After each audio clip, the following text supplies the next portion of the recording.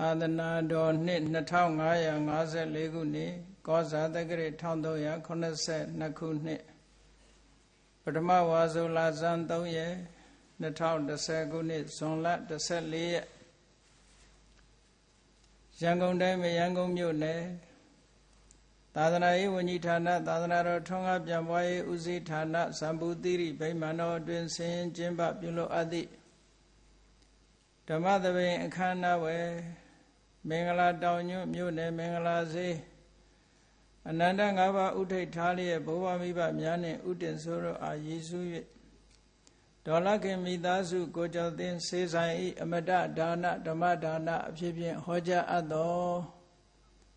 ပရိစ္ဆေသမုပ္ပါဒ်ကိုပဋ္ဌာန်းနည်းဖြင့်လေ့လာသုံးသပ်ခြင်းအပိုင်း30တရားဒေသနာတော်ဒီကနေ့ညဓမ္မသဘင်အခမ်းအနားကိုရွှေဘုန်းတော်သခင်ရှင်တော်မြတ်ဘုရား၏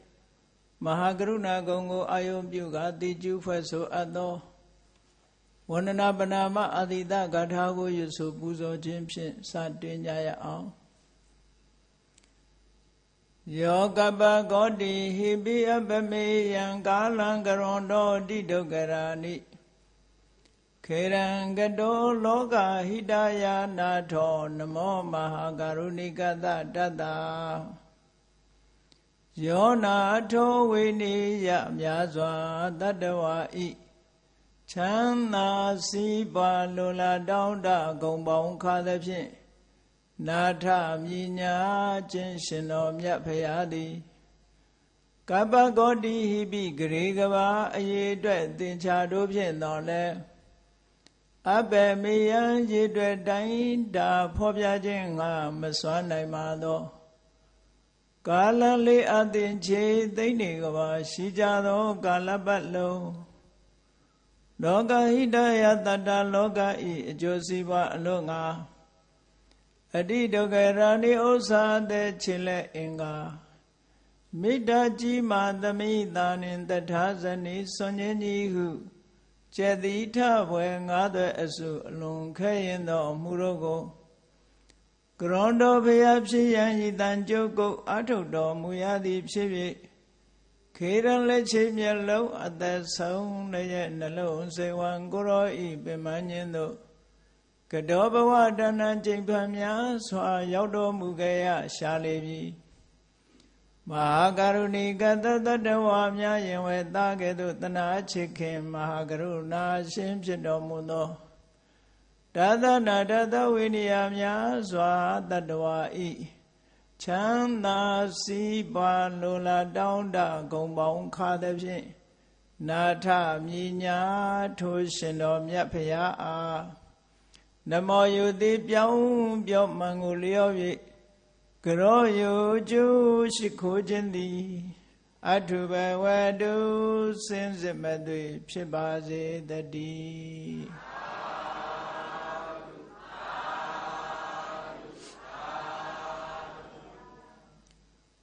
ပရိစ္ဆေသမုပ္ပါဒ်ကိုပဋ္ဌာန်းနည်းဖြင့်လေ့လာသုံးသပ်ခြင်းအပိုင်း30ဝေဒနာပစ္စယတဏှာဝေဒနာဆိုတာမြန်မာလူမျိုးတွေကယောဂနဲ့တွဲဖက်ပြီးတော့နားလည်နေကြတယ်တကယ်တော့ဝေဒနာဆိုတာဝေဒနာတိုင်းဟာယောဂဝေဒနာမဟုတ်ဘူးယောဂဝေဒနာဆိုတာဒုက္ခဝေဒနာတစ်မျိုးတည်းကိုသာလျှင်ရည်စူးပြီးတော့ပြောတာမျိုးဒီနေရာမှာဝေဒနာလို့ဆိုတဲ့နေရာမှာစိတ်ရဲ့ခံစားမှု feeling လို့အင်္ဂလိပ်လိုပြန်တယ်သို့တော့ experience လို့ပြန်လို့ရှိရင်လေအာယုံရဲ့သဘာဝကိုအတွေ့အကြုံရသွားတာဒီအာယုံနဲ့ဆုံလို့ရှိရင်စိတ်ပျော်တယ်ဟိုအာယုံနဲ့ဆုံလို့ရှိရင်စိတ်မပျော်ဘူးဆိုတာအတွေ့အကြုံလေးတစ်ခုပဲပေါ့စိတ်ရဲ့ခံစားချက်ကလေးတွေကိုဝေဒနာလို့ခေါ်တာအဲ့တော့ဗမာပြည်မှာယောဂနဲ့ဝေဒနာတွဲပြီးတော့သုံးထားသည့်အတွက်ကြောင့်ဝေဒနာပစ္စယတဏှာဆိုလို့ရှိရင်ယောဂကြောင့်တဏှာဖြစ်တယ်လို့ဒီလိုအဓိပ္ပာယ်မျိုးတွေသွားပြီးတော့တမ္မာအားဖြင့်တွေးမိသွားနိုင်တယ်ပေါ့ ဒါကြောင့်မို့ဝေဒနာဆိုတာစိတ်ရှိရင်ဝေဒနာရှိတယ်လို့ဒီလိုမှတ်တာဝေဒနာဆိုတာသဘာဝအားဖြင့်တော့သုံးမျိုးခွဲထားတာရှိတယ်စိတ်ထဲမှာဖြစ်ပေါ်လာတဲ့ခံစားချက်စိတ်အားလုံးဟာဝေဒနာရှိတယ်စိတ်ရှိရင်ဝေဒနာရှိတယ်လို့အကြမ်းမြင်အားဖြင့်မှတ်ထားမှာပေါ့စိတ်ရှိရင်ဝေဒနာရှိတယ်လို့ဆိုခံစားချက်၃မျိုးကိုစာပေကျမ်းဂန်အရပြောရင်ဒုက္ခဝေဒနာဒုက္ခဝေဒနာအဒုက္ခမဒုက္ခဝေဒနာဒါသဘာဝရှုထောင့်ကခွဲတာဒီ၃မျိုးอ่ะဒုက္ခဆိုတာချမ်းသာတယ် pleasant feeling ခန္ဓာကိုယ်အနေနဲ့နေလို့ထိုင်လို့ကောင်းတာလဲဒုက္ခစိတ်ထဲကပြောတာလဲဒုက္ခဒုက္ခဝေဒနာလို့အလုံးကြုံတွေ့ဘူးကြတယ်အေးနေလို့ထိုင်လို့ကောင်းတယ်စားလို့တောက်လို့ကောင်းတယ်အဲ့လိုကောင်းတယ်စသဖြင့်ပြောကြတယ်ပေါ့စိတ်ကလည်းပျော်တယ်ဆိုရင်ဒါဒုက္ခဝေဒနာပဲ comfortable စိတ်ထဲမှာအနေထိုင်လေးကအခြေအနေဆင်ပြေနေတဲ့သဘောအာယုံပေါ်မှာဒီအာယုံလေးနဲ့ကြုံတွေ့လိုက်လို့ရှိရင်ဒုက္ခဝေဒနာဖြစ်တယ်စာပေကျမ်းကနေမှာတော့ဒုက္ခဝေဒနာဆိုတာအိဋ္ဌာယုံရဲ့အရာတာကိုခံစားတယ်အိဋ္ဌဆိုတာကိုလိုချင်တဲ့အာယုံကိုလိုချင်တာလေးရတယ်ဆိုရင်စိတ်ပျော်တော့ပေါ့ဒါကိုလိုချင်တာလေးနဲ့တွေ့နေရလို့ရှိရင်စိတ်ထဲမှာနှစ်ချိုက်နေတယ်အဲ့ဒီသဘောလေးကိုဝေဒနာလို့ခေါ်တယ်နောက်တစ်ခုကဒုက္ခဝေဒနာဒုက္ခဝေဒနာဆိုတာခံရခက်တယ်ဘယ်သူမှမခံနိုင်ဘူးခန္ဓာကိုယ်မှာဖြစ်တဲ့ဝေဒနာလည်းတစ်မျိုးပဲခါကြိုက်တယ်နားကြိုက်တယ်ဟုတ်လားကြောအောင်တယ်စသဖြင့်ခန္ဓာကိုယ်မှာဖြစ်ပေါ်နေတဲ့ခံရခက်တဲ့အနေအထားမျိုးစိတ်ထဲမှာဖြစ်တဲ့ခံရခက်တဲ့အနေအထားမျိုးစိတ်မပျော်ဘူးစိတ်မချမ်းသာဘူးစသဖြင့်စိတ်ထဲမှာ comfortable မဖြစ်တဲ့အရာတွေအလုံးခန္ဓာကိုယ်ပေါ်မှာအစင်မပြေတာစိတ်ထဲမှာအစင်မပြေတဲ့ဟာတွေကိုဒုက္ခဝေဒနာလို့ဒီလိုသတ်မှတ်တယ်ပေါ့အဲ့တော့အဲ့ဒီဒုက္ခဝေဒနာ unpleasant feeling ပေါ့ကိုမကြိုက်တဲ့ခံစားမှုလေးတစ်မျိုးတခါတရံကျတော့လူတွေမှာဒုက္ခလည်းမဟုတ်ဘူးဒုက္ခလည်းမဟုတ်ဘူးဒုက္ခအနေနဲ့လည်းမထင်ရှားဘူးဒုက္ခအနေနဲ့လည်းမထင်ရှားဘူးဆိုတဲ့တာမန်အနေထားစိတ်ထဲမှာခံစားမှုတစ်မျိုးရှိသေးတယ်အဲ့ဒါတွေကြတော့အဒုက္ခမဒုက္ခဝေဒနာလို့ခေါ်တယ် negative နှစ်ခုနဲ့အဒုက္ခဆိုတာဆင်းရဲတာလည်းမဟုတ်ဘူးအဒုက္ခဆိုတာချမ်းသာတာလည်းမဟုတ်ဘူး neither pleasant feeling nor unpleasant feeling လို့ဒီလိုဆိုလိုတာပေါ့အဲ့တော့အဒုက္ခမဒုက္ခဝေဒနာကိုတနည်းအားဖြင့်နာမည်ပေးရင်ဥပိ္ပခာလို့ပြောတာဥပိ္ပခာဆိုတာချမ်းသာတဲ့ခံစားမှုမျိုးလည်းမဟုတ်ဘူးဆင်းရဲတဲ့ခံစားမှုမျိုးလည်းမဟုတ်ဘူးအလဲအလတ်သဘောမျိုးခံစားမှုမျိုးစိတ်ဟာအဲ့ဒီအချိန်မှာချမ်းသာတာလည်းမဟုတ်ဘူးဆင်းရဲတာလည်းမဟုတ်ဘူးဆိုတဲ့အနေအထားမျိုးဒါလည်းစဉ်းစားပြီးတော့ကြည့်မယ်ဆိုရင်ပေါ်လွင်ထင်ရှားပါရိတ်တာတရားသွားအထုတ်တဲ့ပုဂ္ဂိုလ်တွေလောကမှာသိကြတယ်ယောဂီတွေပြောကြတယ်ဝေဒနာကိုကြောက်အောင်မှတ်ဝေဒနာကိုကြောက်အောင်မှတ်လို့ဝေဒနာကိုကြောက်အောင်မှတ်ဆိုတာဒုက္ခဝေဒနာတစ်မျိုးတည်းကိုရည်စူးပြီးတော့ပြောတာအဲ့တော့ပြည့်ပြည့်စုံစုံပြောရင်ဒုက္ခဝေဒနာကိုကြောက်အောင်မှတ်လို့ပြောရမယ်သဘောပဲဘာလို့လဲဆိုလို့ရှိရင်တရားထိုင်ပြီဆိုလို့ရှိရင်ဟိုနာနာဒီနာနာဟိုကအောင်ဒီကအောင်ကြာရှည်ထိုင်တော့ physical unpleasant feeling ကပေါ်လာ physical pain ပေါ့ခန္ဓာကိုယ်ရဲ့နာကျင်ကြိုက်ခဲမှုအဲ့ဒီဝေဒနာတွေဟာတမာရီစွမ်းအားနဲ့ဆက်ပြီးတော့မှတ်လိုက်တဲ့အခါမှာနာရကျင်နာကြိုက်တာခဲတာတွေကိုပျောက်သွားတာကိုဝေဒနာကြော်တယ်လို့ပြောကြတာဒုက္ခဝေဒနာကိုသာကြော်တယ်လို့ပြောရမယ်ဒုက္ခဝေဒနာကြော်တာမဟုတ်ဘူးအဲ့တော့ဝေဒနာကြော်တယ်လို့ပြောလို့ရှိရင်ဒုက္ခဝေဒနာကိုပြောတာမဟုတ်ဘူးဒုက္ခဝေဒနာကိုပြောတာလို့အဲ့တော့ဒုက္ခနဲ့ဒုက္ခဆိုတာဒုက္ခမရှိရင်ဒုက္ခလာမှာပဲဒုက္ခမရှိရင်ဒုက္ခလာမှာပဲ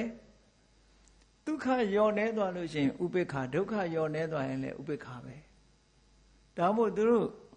ဥပိ္ပခာကို neutral feeling လို့လည်းအင်္ဂလိပ်လိုပြန်တယ်ပေါ့စัจ जा ကခံစားချက်ကလေးတစ်ခုပဲပေါ့အဲ့ဒါကသိဖို့အမှန်တမ်းခက်ခဲတယ်ပေါ့တာမန်အားဖြင့်မသိနိုင်ဘူးဘာလို့လဲဆိုရင်လူတွေသိနိုင်တာဒုက္ခနဲ့ဒုက္ခပဲထင်ထင်ရှားရှားသိတာဟုတ်အဒုက္ခမဒုက္ခဆိုတဲ့စัจ जा လေးကိုတော့ထင်ထင်ရှားရှားမသိနိုင်ကြဘူးတဲ့ဒါကြောင့်မို့အဒုက္ခမဒုက္ခဝေဒနာဆိုတာ inference လို့ခေါ်တဲ့အနုမာနဉာဏ်နဲ့ပဲမှန်းဆပြီးတော့ကြည့်လို့ရတယ်ဒုက္ခညော်နေသွားတယ်ဒုက္ခလည်းညော်နေသွားတယ်ဒုက္ခလို့လည်းမဆိုးသာဘူးဒုက္ခလို့လည်းမဆိုးသာဘူးဆိုတဲ့အနေအထားမျိုးလေးတစ်ခုကိုဒါအဒုက္ခမဒုက္ခဝေဒနာဒါဝေဒနာကိုသဘာဝအားဖြင့်ခွဲတာနောက်တစ်ခါထပ်ပြီးတော့ဒုက္ခကိုနှမျိုးခွဲလိုက်သေးတယ်ဘာဖြစ်လို့တော့ဆိုရင်ဒုက္ခဆိုတဲ့ချမ်းသာမှုဟာခန္ဓာကိုယ်ပေါ်မှာဒီ physical body ကစလာတဲ့ချမ်းသာခံစားမှုလားစိတ်ထဲမှာဖြစ်တဲ့ချမ်းသာခံစားမှုလားလို့နှစ်မျိုးရှိတယ်ပေါ့အဲ့ဒါကိုစာလို့ပြောရင်တော့ကာယိကဒုက္ခစေတသိကဒုက္ခကာယိကဒုက္ခဆိုတာခန္ဓာကိုယ်မှာဖြစ်တဲ့ရုပ်ခန္ဓာကိုယ်မှာဖြစ်တဲ့ physical pleasant feeling ပေါ့ physical happiness လို့လည်းပြန်ရုပ်ခန္ဓာမှာဖြစ်တဲ့နေလို့ထိုင်လို့ကောင်းတဲ့အနေအထားမျိုးဒါကာယိကဒုက္ခလို့ခေါ်တယ်စိတ်မပါဘူးလားဆိုပါတယ်ခန္ဓာကိုယ်ကနေထိုင်ကောင်းလို့ရှိရင်စိတ်ကလည်းပျော်လာတာပဲပေါ့အဲ့တော့ခန္ဓာကိုယ်နေထိုင်ကောင်းမှုတက်တဲ့ comfortableness ကအဲ့ဒီဟာကကာယိကဒုက္ခကာယိကဒုက္ခဆိုတာရုပ်ခန္ဓာကိုယ်ကစပြီးတော့စိတ်ကိုကူးဆက်သွားတယ်လို့ဒီလိုမှတ်ရုပ်ခန္ဓာကိုယ်နေလို့ထိုင်လို့ရုပ်ပိုင်းဆိုင်ရာတောင်းတတင်းတင်းကြီးမရှိဘူးနေလို့ထိုင်လို့အမှန်တန်ကောင်းတယ်အဆင်ပြေတယ်ဆိုရင်ဒါကာယိကဒုက္ခဖြစ်တယ်ပေါ့စိတ်လည်းချမ်းသာတယ်စေတသိကဆိုတာစေတသိကဒုက္ခဆိုတာကြတော့ရုပ်ခန္ဓာကိုယ်ကစတာမဟုတ်ဘူးသူကစိတ်ကပဲစရုပ်အနေထားကဘယ်လိုပဲရှိရှိစိတ်ကပျော်တာသူကတချို့ဆိုကြည့်လေအမတန်ပူပြင်းတဲ့ຫນွေရာသီကတ္တရာလမ်းပေါ်မှာဖဏမစီခေါင်းမဆောင်းမဲ့နဲ့တချင်းကလေးတေးသွားနေတဲ့လူတွေကြည့်ပေါ့ physical comfortable ပဲရှိမလဲသူ့မှာကားနဲ့ထီးလေးနဲ့ဖဏလေးနဲ့သွားတဲ့လူလောက်ဘယ်လိုလုပ်ချမ်းသာမလဲနော်အဲ့တော့အဲ့ဒီလူဟာမျိုးကြတော့စိတ်ပျော်တာစိတ်ပျော်နေလို့ရှိရင်လည်းလူကခန္ဓာကိုယ်ရဲ့ဒုက္ခကိုပမာမထားတော့ဘူးပေါ့အဲ့ဒါကြတော့ mental happiness လို့ပြောလို့ရတယ်အဲ့ဒါကသောမနတ္တလို့ပါဠိစာပေမှာအဲ့လိုပြောတယ်ဝမ်းသာတယ်လို့ဒီလိုပြန်ကြတယ်စိတ်ထဲမှာဖြစ်တဲ့ချမ်းသာဒုက္ခတစ်မျိုးပဲပေါ့နော်အဲ့ဒါလို့ထို့တူပဲဒုက္ခဝေဒနာကိုနှစ်မျိုးထပ်ခွဲလိုက်တယ်ဘာလို့ဆိုရင် physical pain နဲ့ mental pain ကာယိကဒုက္ခစေတသိကဒုက္ခကာယိကဒုက္ခကိုဒုက္ခလို့ပဲခေါ်တယ်စေတသိကဒုက္ခကြတော့ဒေါမနတလို့ခေါ်တယ်အမည်အဲ့ဒါလို့အဲ့တော့ကာယိကဒုက္ခကဒုက္ခလို့ဆိုတော့ဆိုပါစို့သူကလည်းပဲစိတ်ထီအောင်အကျိုးသက်ရောက်သွားတယ်စိတ်အနေနဲ့ကတော့ချမ်းသာတယ်ပထမသို့တော်လည်းခေါင်းနေမနေမထိုင်နိုင်အောင်ကြိုက်လာသွားတွေကြိုက်တယ်နေမကောင်းဘူးကြောအောင်တယ်စသဖြင့် physical pain ဖြစ်လာလို့ရှိရင်စိတ်ကိုလည်းအကျိုးသက်ရောက်လာတာပဲသူကစိတ်လည်းမပြောဘူးမပြောရင်လည်းမကဘူးတချို့မှာဒေါမနတတွေဖြစ်တယ်ဒေါသတွေဖြစ်တယ်ဆိုတာဖြစ်လာတယ်ပေါ့အဲ့ဒါဆိုလိုတာကခန္ဓာကိုယ်ကနေစလာတဲ့ဒုက္ခလို့ခေါ်တယ်ပေါ့ရုပ်ပိုင်းခန္ဓာကိုယ်ကစလာတဲ့ဒုက္ခအဲ့ဒါကကာယိကဒုက္ခစိတ်တော့ပါရတာကြီးပဲရုပ်ကစတာတခါတရံကြတော့ဒေါမနတဆိုတာရုပ်ခန္ဓာကိုယ်မှာတော့ကျမ်းကျမ်းမာပဲသွားကြိုက်တာလည်းမရှိဘူးနားကြိုက်တာလည်းမရှိဘူးဘယ်နေရာမှာအောင့်တာအတာမရှိဘူးသို့တော်လည်းပဲစိတ်မချမ်းသာတရားသတင်းကြားတယ်သို့မဟုတ်တစုံတစ်ယောက်နဲ့အဆင်မပြေလို့စိတ်ဆိုးတယ်စိတ်ဆင်းရဲတယ်ဆိုတာကြဒေါမနတအဲ့ဒါကြတော့စိတ်ကလာနော်ရုပ်အနေနဲ့ဘယ်လိုအဆင်ပြေပြေစိတ်ကနေလာတဲ့ဟာကြတော့ဒေါမနတလို့ခေါ်တယ်အဲ့ဒါကြတော့ mental pain ပေါ့ဒီလိုထပ်ခွဲလိုက်တာဒ ဒီလိုထပ်ခွဲလိုက်တဲ့အခါကျတော့ဝေဒနာဟာခံစားချက်ဟာ၅မျိုးဖြစ်သွားတယ်ခုနကအဒုက္ခမဒုက္ခကိုဥပိ္ပခာလို့ပြောပြီးဥပိ္ပခာကြတော့ physical mental မခွဲသည့်အတွက်ကြောင့်သူ့ကိုတစ်မျိုးတည်းပဲထားတယ်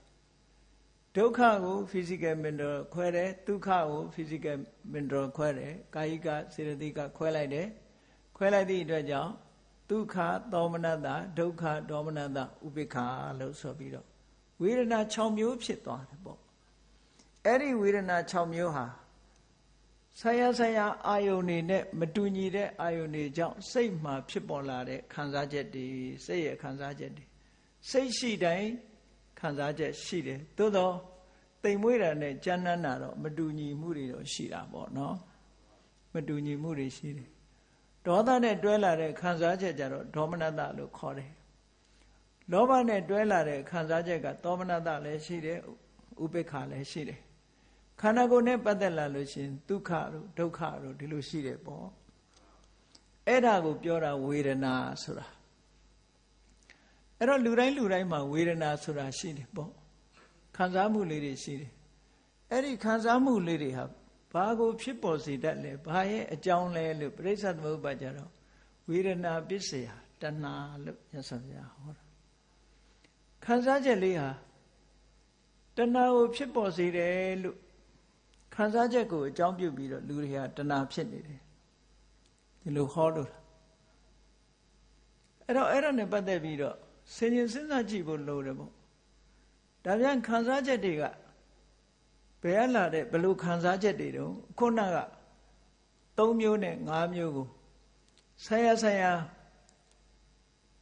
ရှေ့ပိုင်းကဖတ်တာနဲ့တွဲပြီးတော့ပြောလိုက်မယ်မျက်စိကအာယုန်နဲ့ဆုံပြီးတော့ခံစားတာလားနားကအသံနဲ့ဆုံပြီးတော့ခံစားတာလားဟောဓဝရ6ပါးနဲ့အာယုန်တွေနဲ့ခွဲလိုက်လို့ရှင်ဝေဒနာဟာဖတ်တာဖြစ်တယ်လို့ပဲဝေဒနာ6မျိုးဖြစ်လာနော်မျက်စိနဲ့ရူပယုံဆုံမိရာကနေပြီးတော့ခံစားချက်ပေါ်တယ်နားနဲ့အသံဆုံမိရာကခံစားချက်ပေါ်တယ်နှာခေါင်းနဲ့အနံ့ဆုံမိရာကနေခံစားချက်ပေါ်တယ်လျှာနဲ့အရသာဆုံမိရာကနေခံစားချက်ပေါ်တယ်ခန္ဓာကိုယ်နဲ့အထိတွေ့အာယုံဆုံမိရာကနေပြီးတော့ခံစားချက်ပေါ်တယ်စိတ်နဲ့ဓမ္မယုံဆုံမိရာကနေပြီးခံစားချက်ပေါ်တယ်လို့ဟောအဲ့ဒီပဲရှုထောင့်ကကြည့်လိုက်မယ်မြတ်စွာဘုရားကအဲ့ဒီရှုထောင့်ကကြည့်ပြီးတော့ဝေဒနာကို6မျိုးဟောထားတာလည်းရှိတယ်မနေ့တုန်းကပြောခဲ့တယ်စက္ခုတံဖတ်တဇာဝေဒနာသောတာတံဖတ်တဇာဝေဒနာဂာနတံဖတ်တဇာဝေဒနာဇီဝတံဖတ်တဇာဝေဒနာကာယတံဖတ်တဇာဝေဒနာမနောတံဖတ်တဇာဝေဒနာလို့ဟောဝေဒနာ6မျိုးဖတ်တ6မျိုးအလိုက်ဝေဒနာ6မျိုးဟောတာထိတွေ့မှုအကောင်းလေးလေးခံစားမှုအကောင်းလေးလေးပဲမှန်လားဒါကြောင့်မို့ဖတ်တပစ္စယဝေဒနာလို့ပရိစ္ဆေသမုပ္ပါဒ်မှာဟောထားတာထိတွေ့မှုအရှိန်ပြင်းရင်ခံစားမှုအရှိန်ပြင်းတယ်ထိတွေ့မှုအရှိန်ပြော့ရင်ခံစားမှုအရှိန်ပြော့တယ်ဟောဒီသဘောဆိုလိုတယ်အဲ့တော့ကောင်းပြီဒီကနေ့ပြောရမှာကဝေဒနာပစ္စယကြတော့ပါလာတော့ဆိုတဏှာလာတယ်ဝေဒနာပစ္စယတဏှာခံစားမှုကိုအကြောင်းပြုပြီးတော့တဏှာဖြစ်တယ်ဆိုဒါဖြင့်တဏှာအမျိုးအစားဘယ်လောက်ရှိသလဲလို့တဏှာနဲ့ပတ်သက်ပြီးတော့ပြောကြရအောင်တဏှာဆိုတာလောဘစေတသိက်ကိုပဲခေါ်တယ်သူ့ကိုဘာလို့တဏှာလို့နာမည်ပေးလဲလို့ဆိုရင်တတ္တတိပရိတတ္တတိတဏှာဆိုတဲ့ပါဠိ definition အရသူကဒီတဘာဝတရားစိတ်ထဲမှာပေါ်လာလို့ရှင်စိတ်ဟာအလိုလိုဆာလောင်မွတ်သိပ်လာဟိုဟာလိုခြင်းဒါလိုခြင်းဖြစ်လာအာမယဖြစ်လာနော်လိုခြင်းမှုတွေဖြစ်လာတတ္တတိပရိတတ္တတိစိတ်ရဲ့ပူဆာမှုတွေရေတောက်ခြင်းလို့ရေငတ်လာတာလို့ပေါ့ထမင်းဆာလာတာလို့ပေါ့အာယုံကိုလိုခြင်းလာတဲ့သဘောတွေပေါ်လာတယ်အဲ့ဒီအာယုံကိုလိုခြင်းလာတဲ့သဘောရှုထောင့်ကနေပြီးတော့တဏှာလို့ခေါ်လိုက်တာသူလောဘဆိုတာလိုချင်တာရာဂဆိုတာစိတ်ကိုအယောင်ဆိုးတာစွဲနေတာဟောသူရှုထောင့်လေးကနေသူနာမည်ပေးလိုက်တာတကယ်ကတော့လောဘပဲအကုသိုလ်စိတ်တွေမှာ ရှင်တွဲပြီးတော့ဖြစ်ပေါ်လာတဲ့လောဘလေးကိုပဲဒီနေရာမှာတဏှာလို့ခေါ်လိုက်တာတဲ့အဲ့တော့ဒီတဏှာဟာလောဘမူလစိတ်ဆိုတဲ့စိတ်ရှင်မျိုးနဲ့ရှင်တွဲပြီးတော့ဖြစ်လေရှိတယ်အဲ့တော့တဏှာနဲ့ပတ်သက်လာပြီးတော့အမျိုးအစားဘယ်လိုရှိသလဲလို့တဏှာကိုအမျိုးအစားခွဲတဲ့အခါမှာအာယုန်နဲ့ခွဲရအာယုန်ကိုကြည့်လိုက်တာဘာဖြစ်လို့တုံးဆိုတဏှာကအာယုန်ပေါ်လာတဲ့အခါမှာတွေ့တာဟုတ်ဆိုပါစို့လိုချင်တယ်လို့ဆိုတာမျက်စိကမြင်လို့နှစ်သက်เสียကောင်းလို့လိုချင်တာ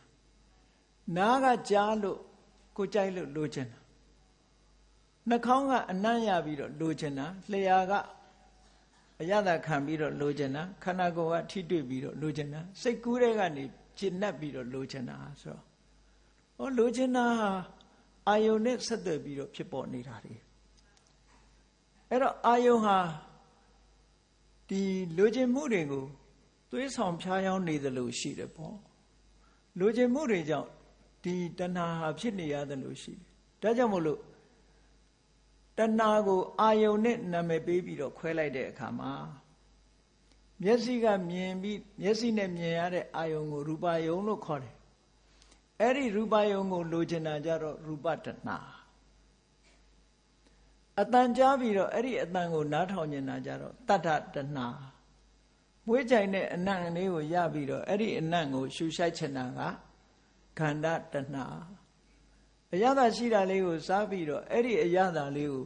လိုချင်တာကရတတဏှာခန္ဓာကိုယ်နဲ့ထိတွေ့လို့ဣဆက်ညညောတဲ့အထိတွေ့ကောင်းတဲ့အရာကိုထိတွေ့ခြင်းလို့လိုချင်တာကဖုတ္တပတဏှာလို့စာပေကျမ်းကမှာဒီလို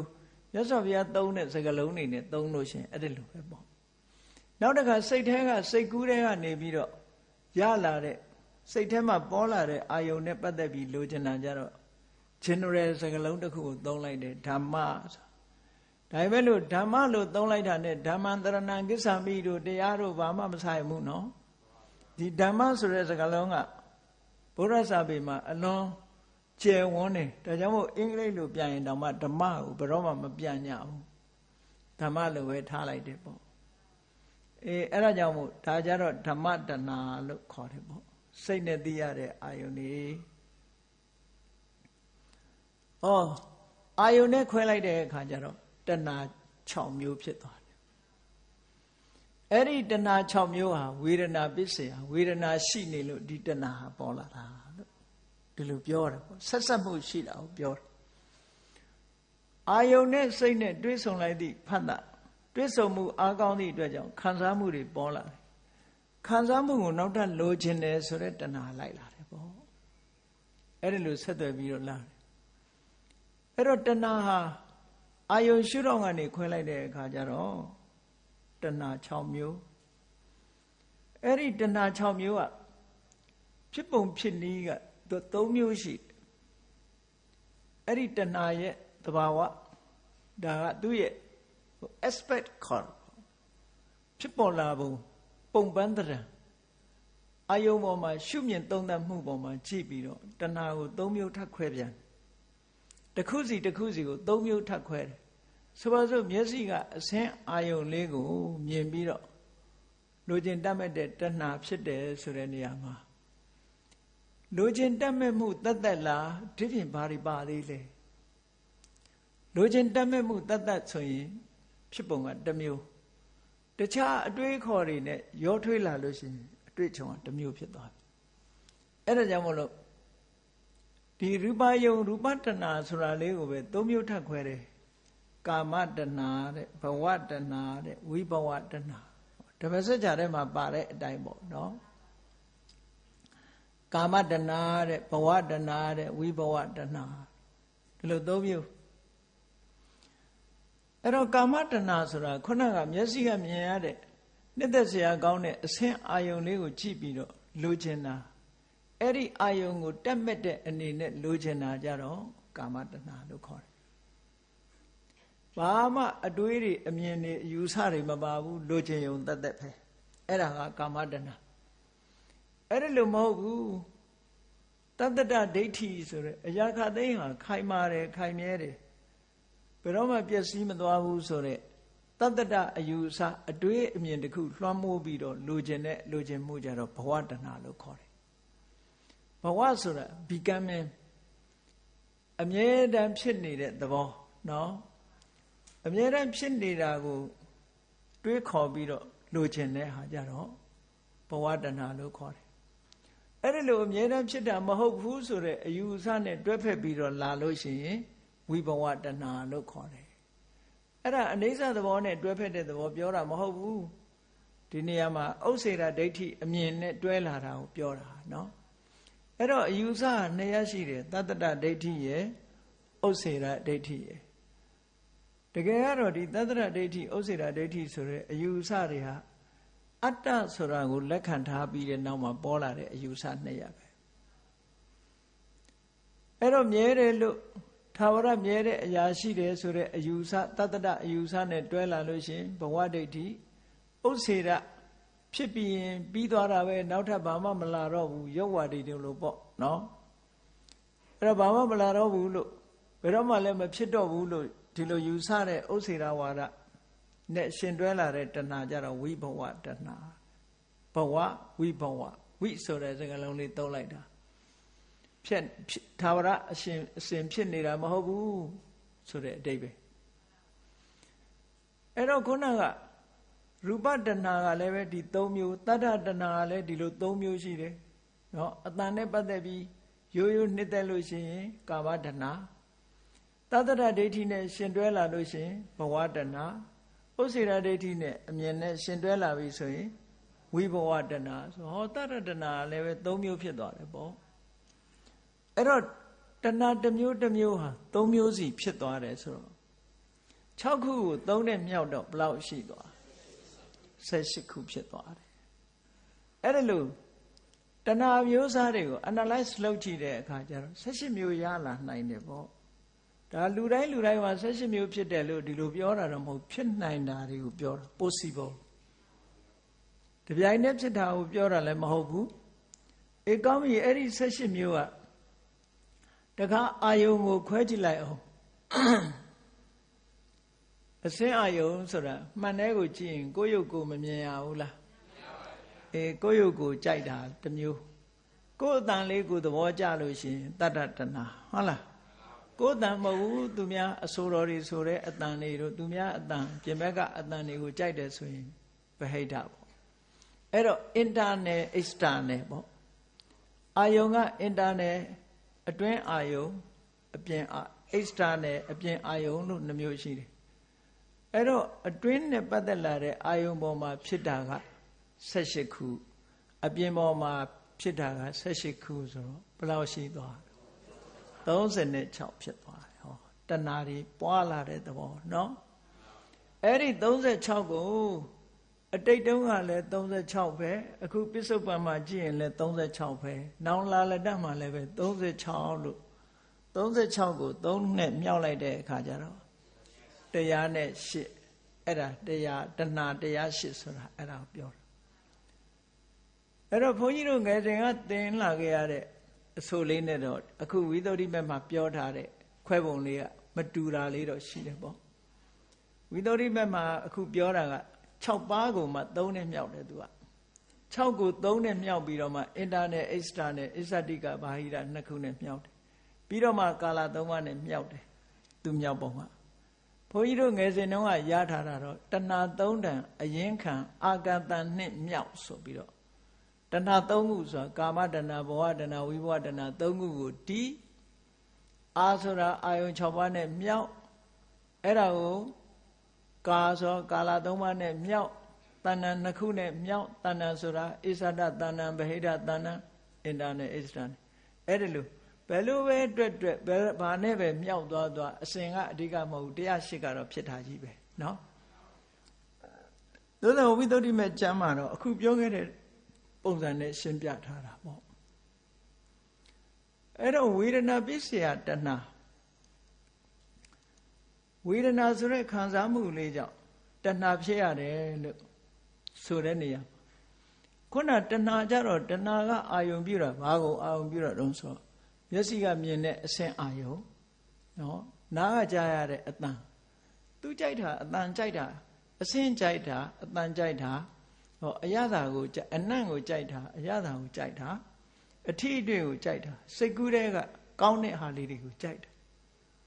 အဲ့ဒါလို့ကြိုက်ရဲ့တန်းနဲ့အဲ့ဒါလို့ဆိုလို့ရှိရင်ရူပပစ္စယတတ္တပစ္စယအာရမဏပစ္စယဝေဒနာလို့မပြောသင့်အာရမဏပစ္စယတဏှာလို့မပြောသင့်ဘူးလားဘာဖြစ်လို့ဝေဒနာပစ္စယတဏှာလို့ပြောလဲကြိုက်တာကအာယုံကိုကြိုက်လို့တဏှာဖြစ်တာရှိရတဲ့နဲ့ဘာဖြစ်လို့ဝေဒနာကြောင့်တဏှာဖြစ်တယ်လို့ပြောရတယ်လဲဆိုတာဒါစဉ်းစားစရာလေးတစ်ခုပေါ့နော်ကဲစဉ်းစားပြီးတော့ကြည့်ရအောင်မိခင်ဖခင်တွေကသားသမီးကိုချစ်ကြတယ်နော်ကိုသားကိုသမီးဆိုသိချစ်ကြအဲ့တော့သားကိုချစ်ပါတယ်သမီးကိုချစ်ပါတယ်ဆိုတဲ့မိခင်တွေဟာ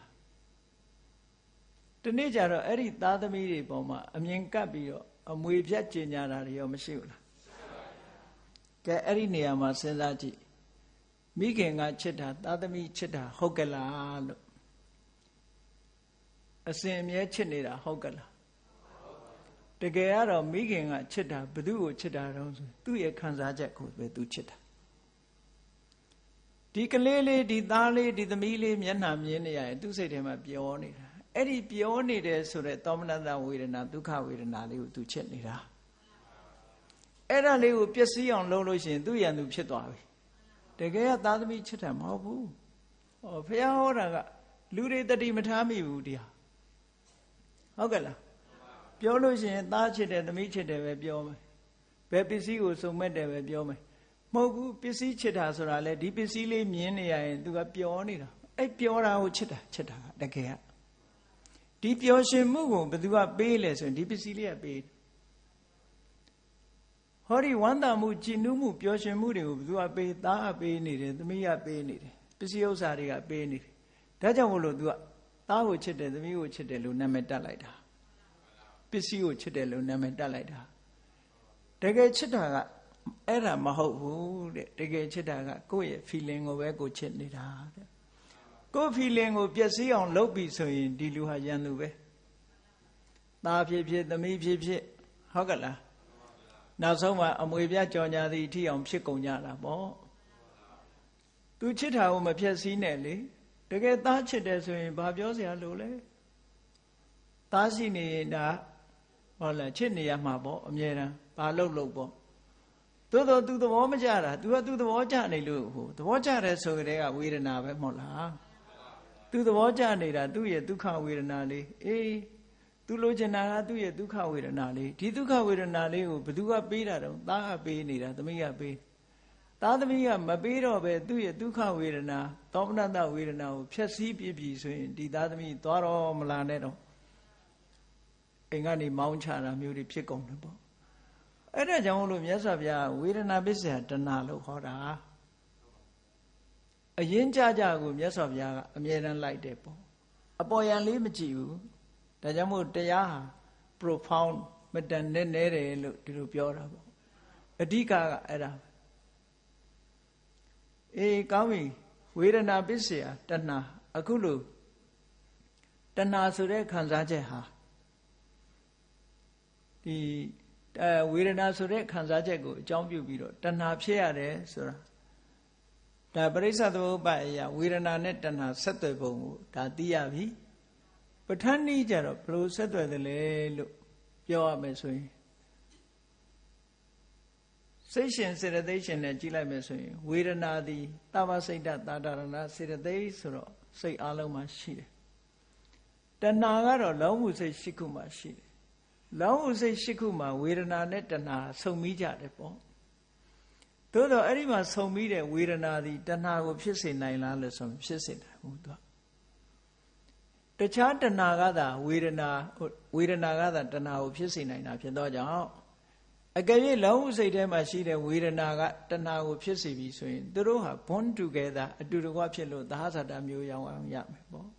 သဟဇာတတို့အညမညတို့ဒီနေရာမှာအဲ့ဒီပစ္စည်းတွေမပြောဘူးဝေဒနာပစ္စယတဏှာဆိုတာဥပနိဒေယတတ္တိတစ်မျိုးတည်းပဲပြောတယ်တဲ့အာကြီးတဲ့ခံစားချက်ဆိုတဲ့အာကြီးမှုပေါ်မှာတွေ့တာမှုဆိုတဲ့တဏှာလာတယ်ဥ ဥပနိဒေယတတ္တိဆိုတဲ့အကြည့်သောမိယာတစ်ခုအနေနဲ့စွန့်ရင်တတ္တိတစ်ခုကိုအသုံးပြုတယ်လို့ဒီတပစ္စည်းတွေကိုပဲပြောနော်ရသောဖြင့်ပရိစ္ဆေသဘောမှတ်မှာတော့ဝိပါကအကျိုးတရားတွေနဲ့ပတ်သက်ပြီးပြောတယ်သို့တော့အကျိုးတရားတွေမကဘူးအလုံးယူလို့ရတာတွေကိုအကုန်လုံးဆက်သွယ်ပြီးတော့ဟောထားတာလည်းရှိတယ်ပေါ့ကဲဝေဒနာပစ္စယတဏှာလို့လုံးပြီးတော့ပြောထားတာလုံးပြောထားတဲ့အခါကျတော့ဝေဒနာကဒုက္ခရှိတယ်ဒုက္ခရှိတယ်သောမနဒုက္ခရှိတယ်ဒုက္ခရှိတယ်အဒုက္ခမဒုက္ခဥပေက္ခရှိတယ်နော်အဲ့ဒါလို့ရှိတဲ့အခါကျတော့စဉ်းစားစရာကဒုက္ခဝေဒနာဖြစ်လို့အဲ့ဒီဒုက္ခဝေဒနာပေါ်မှာတဏှာဖြစ်တယ်ဆိုတာဒါသဘာဝကြတယ်သဘာဝကြတယ်လိုချင်စရာကောင်းလို့လိုချင်တာဒါသဘာဝကြဒုက္ခကြတော့လိုချင်စရာမကောင်းမနဲ့ဘာဖြစ်လို့လိုချင်တဲ့တဏှာဖြစ်ရမလဲအဲ့တော့ပြောမယ်ဆိုရင်ဒုက္ခဝေဒနာပစ္စယတဏှာဟောသဘာဝကြတယ်ဒုက္ခဝေဒနာကြောင့်တဏှာဖြစ်တယ်ဆိုရင်သဘာဝကြတယ်တခြားနေရာမှာလည်းမြတ်စွာဘုရားကတန်ရုပ်ပါဠိတော်မှာဟောထားတာရှိတယ်ဒုက္ခယဝေဒနာယရာဂနုတယောအနုသေးတိတဲ့ဒုက္ခဝေဒနာပေါ်မှာရာဂဆိုတာကိန်းသွားတယ်လို့ဒုက္ခဝေဒနာကိုအကြောင်းပြုပြီးတော့ရာဂလေးကိန်းသွားတယ်ကိန်းသွားတယ်ဆိုတာရာဂဟာ positive ဖြစ်သွားပြီလို့ပြောတာနော်ဒုက္ခဝေဒနာလို့ကြုံလိုက်တာနဲ့တပြိုင်နက်ပုရုဇဉ်တ attva တွေဟာဒီချမ်းသာဆိုတာလေးနဲ့တွေးလိုက်တာနဲ့တပြိုင်နက်ရာဂကထွက်လာတော့တာတခါ positive ပြောတာနော်ဒုက္ခဝေဒနာဖြစ်လာလိုက်တာနဲ့တပြိုင်နက်အနုတ္တယဓာတ်အနေနဲ့အတွေ့အကြုံလေးတစ်ခုရသွားပြီဒီအာယုံနဲ့ဒီစိတ်နဲ့ဆုံရင်တဏှာလာတော့တာပဲသူကအဲ့ဒါကိုပြောတာအနုတ္တယဆိုတာအနုတ္တယဆိုတာအနုရူပံကာရဏံလဘိတဝဥပ္ပစ္စတိတင့်လျော်တဲ့အကြောင်းကိုရလို့ဖြစ်ပေါ်နေတဲ့အနေအထားမျိုးတစ်ခုကိုပြောတယ်သို့မဟုတ်တင့်လျော်တဲ့အနေအထားတစ်ခုကိုရလာပြီးဖြစ်နိုင်တဲ့အနေအထား possibility potentiality ကိုဒီလိုဆိုလိုတာဖြစ်နိုင်တဲ့အနေအထားတစ်ခုရောက်လာတယ်ပေါ့ဆိုပါစို့ gas မီးချစ်ကလေးကိုကြည့်လိုက်မယ်ဆိုလို့ရှိရင်တစုံတစ်ယောက်ကလက်ကလေးနဲ့ဖိပြီးတော့ဘိန်းလုံးလေးကိုချစ်လိုက်ရင်မီးတောက်တဲ့အနေအထားမျိုးဖြစ်နေတယ်ပေါ့အနုတ္တယဆိုတာအဲ့ဒီပုံစံမျိုးလေးစိတ်ထဲမှာဒီအာယုံနဲ့ဒီစိတ်နဲ့ဆုံလိုက်ရင်ဒါလေးပေါ်လာမယ်မီးလေးပေါ်လာသလိုရာဂလေးပေါ်လာမယ်အဲ့ဒါကိုအနုတ္တယလို့ပြောတာနော်ကောင်းပြီဒုက္ခယဝေဒနာယရာဂနုတယောအနုသေးတိဒုက္ခဝေဒနာပေါ်မှာလူတွေရဲ့စိတ်ထဲမှာရာဂဆိုတာအတွေ့အကြုံကြီးရသွားပြီးတော့ရာဂကိန်းနေကိန်းသွားတယ်ဆိုတာဖြစ်ဖို့အခြေအနေတစ်ခုရသွားတယ်နောက်ထပ်လာရင်ဖြစ်တော့မယ်နော်ဒုက္ခယဝေဒနာယပဋိက္ခဏုတယောအနုသေးတိဒုက္ခဝေဒနာကြတော့ဒေါသဆန့်ကျင်ဘက်စိတ်ရဲ့ဆန့်ကျင်မှုဒေါသကိန်းတယ်လို့ပြောတာဒုက္ခဝေဒနာမှာတဏှာမကိန်းဘူးနော်ခုနရာဂဆိုတဲ့တဏှာမကိန်းဘူးဒုက္ခဝေဒနာကြတော့ဒေါသကိန်းတယ်အဲ့ဒီဒေသနာတော်နဲ့ညှိမဲ့ဆိုလို့ရှိရင်ဒုက္ခဝေဒနာပစ္စယဒေါသောလို့ပဲဟောရမှာပေါ့အဲ့ဒါလို့မဟောဘဲနဲ့မြတ်စွာဘုရားကဝေဒနာပစ္စယတဏှာလို့ဒီနေရာမှာဘာဖြစ်လို့ဟောလဲဒါလည်းမေးခွန်းတက်စရာတစ်ခုပဲပေါ့တခါအဒုက္ခမဒုက္ခဝေဒနာဆိုတဲ့နေရာမှာဒုက္ခလည်းမထင်ရှားဘူးဒုက္ခလည်းမထင်ရှားဘူးဒုက္ခလည်းမဟုတ်ဒုက္ခလည်းမဟုတ်ဘူးဆိုတော့ဒီစัจ जा ခံစားချက်ကြီးတစ်ခုပေါ်မှာလဲဘာဖြစ်လို့တဏှာကဖြစ်ရတာသိတောင်မှမသိတဲ့အရာကြီးပဲသုတ်တံပါဠိတော်ကြတော့အဒုက္ခယမဒုက္ခယဝေဒနာယအဝိဇ္ဇာနုတယောအနုသေးတိမသိဘူးမသိလို့အဝိဇ္ဇာနုတယကိန်းတယ်လို့ပြောသူ့ရဲ့သဘာဝကိုမသိလိုက်ဘူးမသိလိုက်သည့်အတွက်ကြောင့်သူဖြစ်နေမှမသိတာကဒါအဝိဇ္ဇာနုတယပဲပေါ့နော်အဲ့ဒါလို့ဆိုထားတယ်အဲ့တော့ဒီမှာတော့အလုံးဝေဒနာတွေ၃မျိုးစလုံးကိုလုံးပြီးတော့မြတ်စွာဘုရားကဘာဖြစ်လို့ဝေဒနာပစ္စယတဏှာလို့တဏှာတစ်ခုတည်းဟောတယ်လေအဲ့ဒီမေကုံးကိုဝိသုဒ္ဓိဘက်မှာမေကုံးမထုတ်ပေမဲ့လို့အဖြေပေးထားတာရှိတယ်ပေါ့အဖြေကဘာတော့ဆိုလို့ရှိရင်ရှင်းရှင်းလေးပဲလောကလူတွေရဲ့စိတ်နေသဘောထားကိုကြည့်လိုက်တယ် ဒုက္ခိဒုက္ခံပဋ္ဌယတိဆင်းရဲဒုက္ခရောက်နေတဲ့လူကဘာလိုချင်တာတုံးဆိုဒုက္ခလိုချင်တာဟုတ်ကဲ့လားဆင်းရဲတဲ့လူကဘာလိုချင်တုံးဆိုရင်ဒုက္ခလိုတယ်ဆင်းရဲနေတဲ့လူကဒုက္ခလိုချင်တယ်ဆိုတာတဏှာပဲမဟုတ်ဘူးလားဒုက္ခရောက်နေတဲ့လူကလည်းပဲဒုက္ခကိုလိုချင်နေတယ်ဟောဒုက္ခဆိုတာဒုက္ခဝေဒနာပဲဒုက္ခဝေဒနာခံစားနေရတဲ့ပုဂ္ဂိုလ်တရားဟာဒုက္ခဝေဒနာကိုမျှော်လင့်တောင်းတနေသည့်အတွက်ကြောင့်ဒုက္ခဝေဒနာပစ္စယလည်းတဏှာပဲဖြစ်ပြန်တယ်ပေါ့ဒုက္ခိဘင်ယောပိအိစတိတဲ့ချမ်းသာတဲ့လူကြတော့ပိုပြီးချမ်းသာခြင်းနဲ့ချမ်းသာဒုက္ခရတဲ့ပုဂ္ဂိုလ်ကပိုပြီးတော့ချမ်းသာခြင်းနဲ့ဆိုတော့သူကလည်းပဲတဏှာပဲပေါ့ဒါဖြင့်အဒုက္ခမဒုက္ခချမ်းသာတာလည်းမဟုတ်ဆင်းရဲတာလည်းမဟုတ်ဘူးကြတော့ဘာဖြစ်တော့ဆိုဥပိ္ပခာပဏ္ဏတန္တတ္တာဒုက္ခမေစေဝဘာတိတာသူကချမ်းသာတာလည်းမဟုတ်ဆင်းရဲတာလည်းမဟုတ်ဘူးတော့ဒီခံစားချက်ဟာအမြဲတမ်းငြိမ်သက်တဲ့ခံစားချက်ဖြစ်လို့သူ့ကိုဒုက္ခလို့မှတ်ယူရတယ်ဟုတ်တယ်ဒုက္ခမဖြစ်ဘူးဆိုရင်ဒုက္ခလည်းပဲတွင်းနေပေါ့ဒါကြောင့်မို့လို့အဲ့ဒါလည်းပဲဒုက္ခဖြစ်သည့်အတွက်ကြောင့်ခန္ဓာပို့ပြီးတော့ချမ်းသာမှုလိုချင်ပြန်တဲ့တဏှာပဲဖြစ်တယ်လို့ဟောဒီလိုအဖြေပေးထားတယ်ဘာဝေဒနာနဲ့ပဲကြုံဝေဒနာပစ္စယတဏှာပဲလာတယ်လို့မြတ်စွာဘုရားပရိစ္ဆေသမုပ္ပါမှာအဓိကပဓာနာတဏှာပဲသွားတာပဲအကုန်လုံးဒီလိုဆိုလို့တယ်နော်အဲ့တော့ဒါဖြင့်ကဲကောင်းပြီနောက်ထပ်စဉ်းစားစရာလေးတစ်ခုကဝေဒနာဆိုတာလူတိုင်းမှာရှိတယ်စိတ်ရဲ့ခံစားချက်ဟာလူတိုင်းမှာရှိတယ်အဲ့တော့ယဟန္တာပုဂ္ဂိုလ်တွေမှာရောခံစားချက်မရှိဘူးလားရှိတယ်အဲ့တော့ယဟန္တာပုဂ္ဂိုလ်တွေကြတော့ဝေဒနာရှိနေသည့်အတွက်ကြောင့်ဝေဒနာပစ္စယတဏှာဘာဖြစ်လို့မလာသလဲသူတို့ကြဝေဒနာပစ္စယယဟန္တာဖြစ်သည့်အတွက်ကြောင့်တဏှာမလာဘူးဘာဖြစ်လို့မလာတာတုံးဆိုအနုတ္တယမရှိတော့လို့သူကြpossibility တွေအခြေအနေမရှိတော့ gas မီးချစ်ထဲမှာ gas တွေကုန်နေပြီကုန်ရင်မီးတောက်ပါအောင်လားမတောက်တော့ဘူးမီးမတောက်တော့ဘူးအဲ့ဒါမျိုးလိုပဲသူတို့တဏ္ဍာမှာဒီ possibility ဆိုဖြစ်နိုင်ခြေတွေလုံးဝမရှိတော့အနုတ္တယမရှိတော့ဘူးလို့ပြောတာအနုတ္တယမရှိသည့်အတွက်ကြောင့်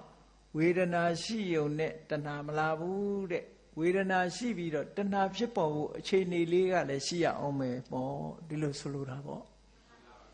အဲ့ဒီတဏှာဖြစ်စေနိုင်တဲ့အခြေအနေလေးကိုဒီနေရာမှာအနုတ္တယလို့ပြောတာပေါ့